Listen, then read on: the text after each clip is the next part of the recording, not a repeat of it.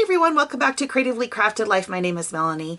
I am going to be walking through a process, or my process, for how I'm going to scrapbook these two photos. One is a picture of my father and the other of my brother, and they're acting both a little bit goofy. There are many ways that you can approach designing a layout, and there is no right or wrong. It really is, I think, important to go with what you are inspired to do with what you have. So in this particular case, I have two photos that I want to scrapbook. You don't always have to start with the photos, but I am today. When I look at these photos, as I mentioned before, they're both looking a little bit goofy, and that got me thinking about my family and how we can be a little bit odd and goofy at times. And that whole concept of family genetics really captured the story that I want to tell with these photos. So in this particular case, I'm starting with photos and I'm moving to a theme. And in my case, the theme is family. I store certain product by theme. So I store embellishments and cardstock by theme, if it's something that I would scrapbook. So family happens to be a theme that I have. So I have a bin full of family and home stickers, embellishments, chipboard, you name it, that kind of stuff. And so because I am focusing on the theme of these photos, that is going to be the next step that I would take, is I go and pull out that bin full of, so this is my family home kind of bin, and I should be able to go through this fairly quickly. There's not a lot in here. Some of it is overly thematic on the kitchen side of things, which is totally not the vibe I'm going for, so we can just quickly skip over that. This one from Photo Play, has pictures of home. It's got some words of family. This has possibilities, so I'm going to keep that in the back of my mind as I'm flipping through here. I've got some more kind of crafty kind of home things, some chipboard. I like the title that says family, and I like the banner that says love. This is actually really good too. It says being a family means you're part of something very wonderful. It means you will love and be loved for the rest of your life, no matter what, even if you are a bit goofy. This I'm really liking, so I'm going to pull this one aside. I like that better than the other one. I've got some possible title stickers, but I kind of like that family and love thing, and I'm already thinking that that's the route I want to go. Sometimes I will quit, and that actually is a really good practice to do. If you find something that will work, just go with it. Looking through all your stuff is only going to make your decision harder down the road with more options. If you're happy with it, go for it. So I already know that I'm quite happy with it, but I'm just going to flip through what's in here just in case something else pops out at me. And I think the rest of this is more homey than family. So we're gonna go with the chipboard. Okay, so now that we've got our chipboard, the next step is going to be cardstock. In my case, I think that would pretty much be the next for most of you. So I need to either pull some coordinating cardstock, or what I think I'm going to start with is look at my base pages. Base pages are pages that are in progress. So I often use my scraps to create base pages, that kind of thing, just so that I can use them up and have them ready to go. They make for super fast pages. Now my bin is getting to be pretty big, which is another motivator for me to use base pages. So let me go and pull those over and we'll have a look. Looking at this chipboard, it has kind of a fall bent to it. These are typically what most scrapbooking manufacturers consider fall colors. Also, this whole idea of family typically revolves around family, Thanksgiving, that kind of stuff. So that's kind of what we are going for. So I'm going to pull the bin over. It's massive, and we'll have a look through there to see if anything pops that could work for these photos.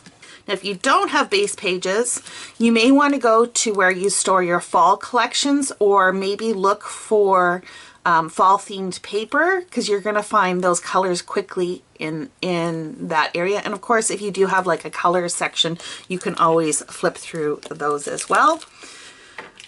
So let me go pull over those base pages. Okay, so as you can see, I have a pretty big stack of base pages. I'm going to take this off the table so you can see what I'm doing a little bit better. I'm just pulling out a stack, just a small handful, so you can see kind of an idea as to what I'm referring to when I talk about base pages.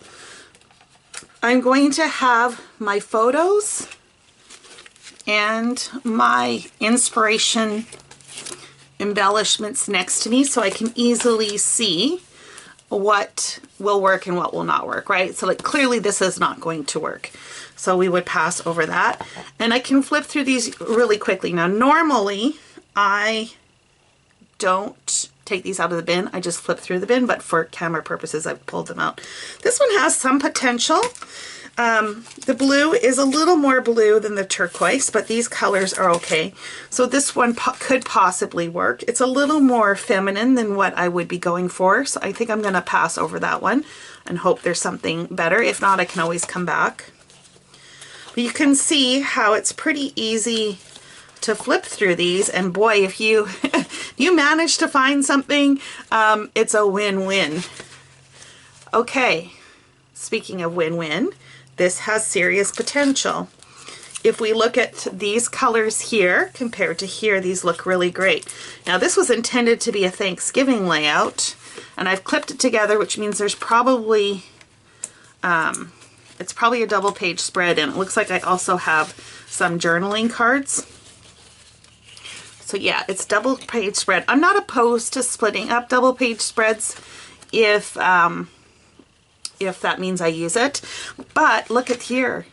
This was also attached. I think we already have a winner. Let me just clip these back up because this one is actually really exciting to me. There's no turquoise in here, but that doesn't mean I can't introduce it.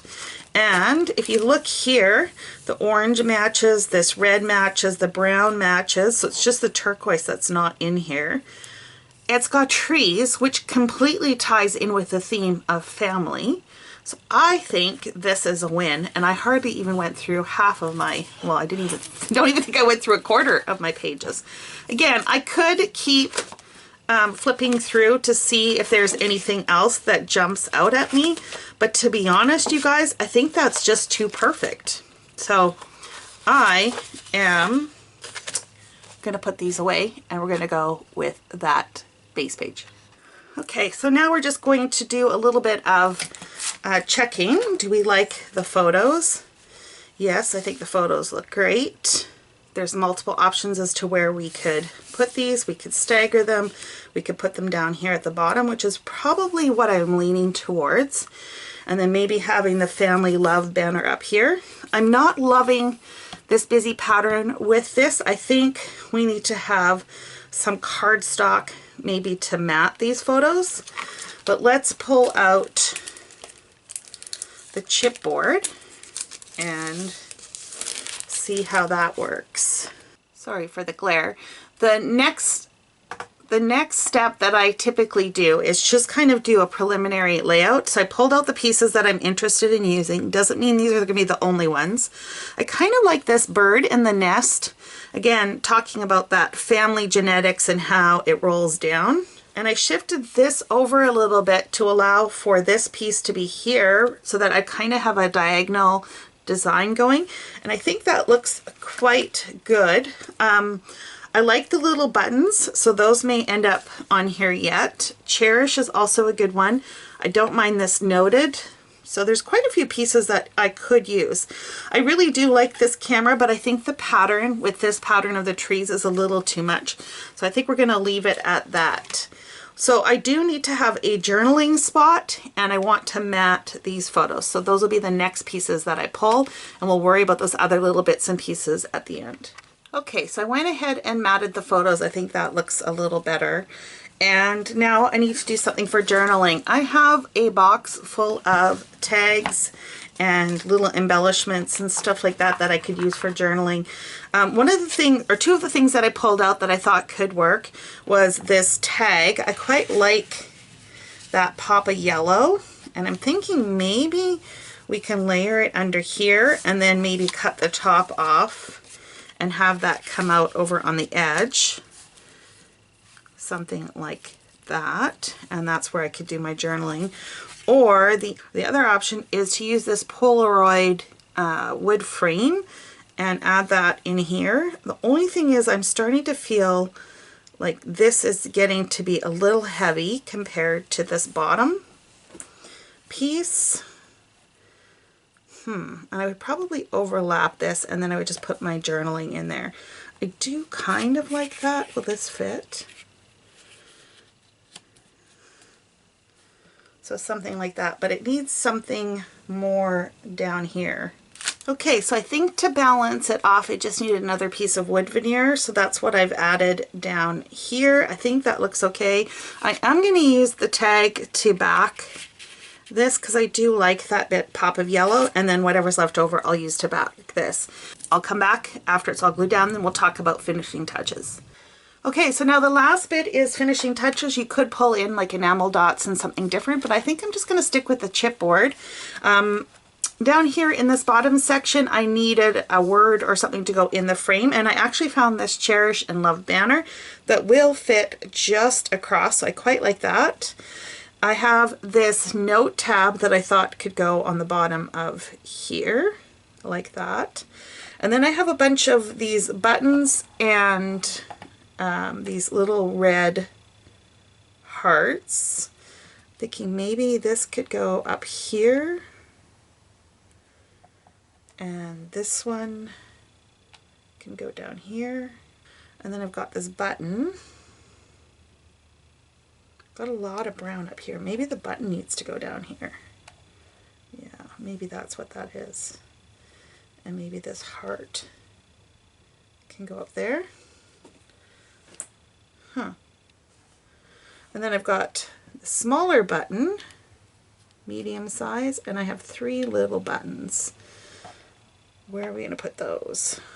Actually, let's swap this out. Let's do the 3 buttons across the top. Yeah, that one.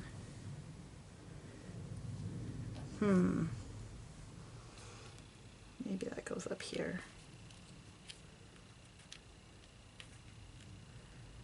Yeah, and I think we're still going to need some enamel dots.